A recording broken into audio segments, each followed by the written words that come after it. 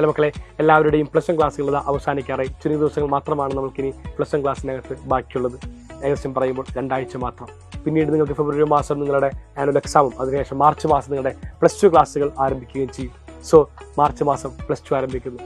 ഒരു വലിയ കൺസേൺ ഉണ്ട്. പ്ലസ് 1 എനിക്ക് ബോർഡ് എക്സാം ഉണ്ടായിരുന്നില്ല, അതുകൊണ്ട് ഞാൻ അധികം പഠിച്ചിരുന്നില്ല. വളരെ ചുരുങ്ങിയ പാഠങ്ങൾ മാത്രം പഠിച്ചുകൊണ്ടാണ് എൻ്റെ എല്ലാ പരീക്ഷയും പോയിരുന്നത്. ഏറ്റവും ഗംഭീരമായിട്ട് എനിക്ക് പഠിക്കാൻ വേണ്ടി സാധിച്ചില്ല. 10ാം ക്ലാസ്സിൻ്റെ ആ ഒരു റിലാക്സേഷൻ പീരീഡ് ആയിരുന്നു ഞാൻ 11th കണ്ടിരുന്നത്. അപ്പോൾ എങ്ങനെയാണ് ഞാനിനി പഠിക്കേണ്ടത്, എന്ത് പാഠങ്ങളാണ് പഠിക്കേണ്ടത്? കാരണം എനിക്ക് എൻ്റെ ആഗ്രഹം എന്ന് പറയുന്നത് പ്ലസ് 2 ക്ലാസ്സിനകത്ത് ഏറ്റവും ഗംഭീരമായ മാർക്ക് നേടുക തന്നെയാണ്. പ്ലസ് 2 ബോർഡ് എക്സാമിൽ ഫുൾ മാർക്ക് തന്നെയാണ് ലക്ഷ്യം വെക്കുന്നത്. കൊണ്ട് പ്ലസ് 2 ഇമ്പോർട്ടൻറ്റ് പാഠങ്ങൾ ഏത്, പ്ലസ് 2 ആവശ്യമുള്ള പ്ലസ് 1 ചാപ്റ്റേഴ്സ് ഏത്, ഇതെല്ലാമായിരിക്കും ഈ നിമിഷം നിങ്ങൾ ചിന്തിക്കുന്ന ഏറ്റവും വലിയ ചോദ്യങ്ങൾ. പ്ലസ് 1 നിന്ന് പ്ലസ് 2 പോകുമ്പോൾ മാത്സ് നിങ്ങൾക്ക് ആവശ്യമുള്ള ചാപ്റ്റേഴ്സ് ഏതാണെന്ന് വളരെ വിശദമായിട്ട് പരിശോധിക്കാം. ആദ്യമായിട്ട് പറയുകയാണെങ്കിൽ ഫസ്റ്റ് ചാപ്റ്റർ സെറ്റ്സ്, അത് ആവശ്യമുണ്ടോ? ക്വസ്റ്റ്യൻ മാർക്കാണ്. മക്കളെ, സെറ്റ് എന്ന് പറഞ്ഞാൽ വളരെ ബേസിക് കാര്യമാണ്. ഇപ്പോൾ നമുക്ക് പറയാമല്ലോ, ഒരു sell the unit of life എന്ന് പറഞ്ഞ പോലെ തന്നെ നമുക്ക് എന്താണ് സെറ്റ് ഏറ്റവും മാത്സിൻ്റെ ബേസിക് ആയ കോൺസെപ്റ്റ് തന്നെയാണ്. അതുകൊണ്ട് ആ ചാപ്റ്റർ നമുക്ക് ഒഴിവാക്കാൻ വേണ്ടി സാധിക്കില്ല. ഒന്നാമത്തെയും രണ്ടാമത്തെ പാഠം അതിൻ്റെ ബാക്കി പത്രമായിട്ടുള്ള റിലേഷൻസ് ആൻഡ് ഫങ്ഷൻസ് എന്തുകൊണ്ട് ഇമ്പോർട്ടൻ്റ് ആവും? വേറെ ഒന്നും കൊണ്ടല്ല, പ്ലസ് 2 ബുക്കിനകത്തുള്ള ആദ്യ ചാപ്റ്ററിൻ്റെ പേരും റിലേഷൻസ് ആൻഡ് ഫങ്ഷൻസ്. അതായത് പ്ലസ് 1 ബാക്കി പത്രമാണ് നമുക്ക് പ്ലസ് 2 റിലേഷൻസ് ആൻഡ് ഫങ്ഷൻസ്. മൂന്നാമത്തെ പാഠം ട്രിഗണോമെട്രി. ട്രിഗണോമെട്രി മക്കളെ എല്ലാ ചാപ്റ്ററും ഏകദേശം ഉപയോഗിക്കുന്ന പാഠമാണ്, എല്ലാ പാഠത്തിലും. ഈ ചാപ്റ്ററിലെ ഓരോ ഫോർമുലയും ഇമ്പോർട്ടൻ്റ് ആണ്.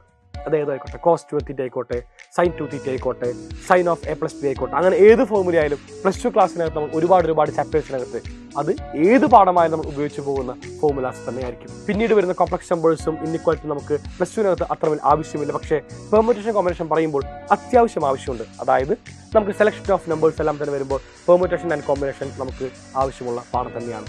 പിന്നീട് വരുന്ന ബൈനോമിയൽ തിയറി നമുക്ക് ആവശ്യമേ ഇല്ല. പക്ഷേ സീക്വൻസ് ആൻഡ് സീരീസിന് ശേഷമുള്ള സ്ട്രെയിറ്റ് ലൈൻസ് ഏറ്റവും അധികം ആവശ്യമുണ്ട്. സോ മനസ്സിലാക്കേണ്ടത് പ്ലസ് 2 നമുക്ക് ആവശ്യമുള്ള ഇത്ര നേരം പറഞ്ഞ ചാപ്റ്റേഴ്സിനകത്ത് പറയുമ്പോൾ relations and functions, trigonometry, permutation combination, ഇപ്പോൾ സ്ട്രെയിറ്റ് ലൈൻസ് 4ാമത്തെ പാഠം.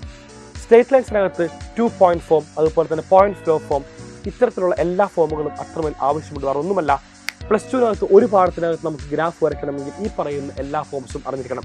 3 പോയിന്റ് തരും. അങ്ങനെയാണെങ്കിൽ ലൈൻ ഇക്വേഷൻ ഇതെല്ലാം തന്നെ പറയുന്ന പല ചോദ്യങ്ങളും നമുക്ക് പ്ലസ് 2 ക്ലാസ്സിനകത്ത് നമുക്ക് പഠിക്കാൻ വേണ്ടിയുണ്ട്. ഇതിനുശേഷം വരുന്ന അടുത്ത പാഠമാണ് കോണിക് സെക്ഷൻസ്. കോണിക്കിനകത്ത് എല്ലാ ഇക്വേഷൻസും നമുക്ക് വളരെ ഇമ്പോർട്ടൻ്റ് ആണ്. സർക്കിളിൻ്റെ ആയാലും പാരബോളയുടെ ആയാലും എലിപ്സ് ആയാലും എല്ലാം തന്നെ നമുക്ക് അത്രമേൽ ഇമ്പോർട്ടൻ്റ് ആണ്. കാരണം പ്ലസ് 2 ക്ലാസ്സിനകത്തുള്ള ഒരു പാഠത്തിനകത്ത് നമുക്ക് ഈ കാണുന്ന ക്വസ്റ്റ്യൻസ് നിർബന്ധമായിട്ടും ചോദിക്കാറുണ്ട്. ഈ കാണുന്ന ഫോർമുലാസ് നിർബന്ധമായിട്ടും ആവശ്യമുണ്ട്. ഇനി ശേഷമുള്ള പാഠങ്ങൾ, അതായത് 3D ആയിക്കോട്ടെ, ഭയങ്കരമായിട്ട് യൂസ് ചെയ്യില്ല. സ്റ്റാറ്റിസ്റ്റിക്സ് യൂസ് ചെയ്യില്ല. പക്ഷേ ലിമിറ്റ്സ് ആൻഡ് ഡെറിവേറ്റീവ്സ് നിങ്ങളുടെ ടെക്സ്റ്റ് ബുക്കിനകത്തുള്ള 12ാമത്തെ പാഠം എക്സ്ട്രീംലി ഇമ്പോർട്ടൻറ്റ്. ഹോൾ പ്ലസ് 1 ഏറ്റവും അധികം ഇമ്പോർട്ടൻ്റ് ആയ പാഠം ഏതാണെന്ന് വെച്ച് കഴിഞ്ഞാൽ ഞാൻ പറയുന്നത് ലിമിറ്റ്സ് ആൻഡ് ഡെറിവേറ്റീവ്സ് ആണെന്ന്. വേറെ ഒന്നുമല്ല, നിങ്ങൾക്ക് പ്ലസ് 2 ബുക്കിനകത്തുള്ള 5ാമത്തെ പാഠം കണ്ടിന്യൂറ്റി ആൻഡ് ഡിഫറൻഷ്യബിലിറ്റി, അതിൻ്റെ ബേസിക്സ് എന്ന് പറയുന്നത് ലിമിറ്റ്സ് ആൻഡ് ഡെറിവേറ്റീവ്സ് ആണ്. ഈ കാണുന്ന ലിമിറ്റ്സ് ആൻഡ് ഡെറിവേറ്റീവ്സ് അറിഞ്ഞാൽ മാത്രമാണ് നമുക്ക് പ്ലസ് 2 ക്ലാസ്സിനകത്തുള്ള 5ാമത്തെ പാഠമായിട്ടുള്ള കണ്ടിന്യൂറ്റി ആൻഡ് ഡിഫറൻഷ്യബിലിറ്റി പഠിക്കാൻ വേണ്ടി സാധിക്കുള്ളൂ.